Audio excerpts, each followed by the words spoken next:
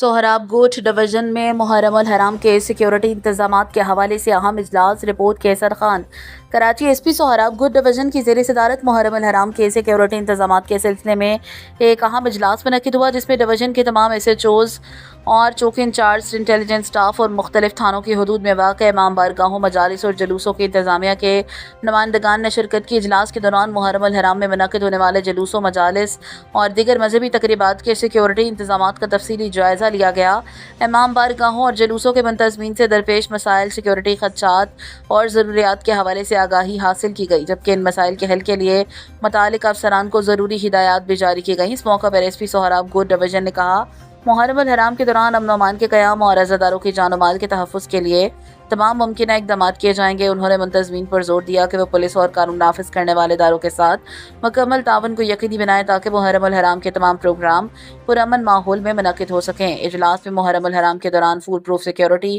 مؤثر نگرانی، ٹریفک انتظامات اور باہمی رابطوں کے نظام کو مزید بہتر بنانے پر بھی اتفاق کیا گیا۔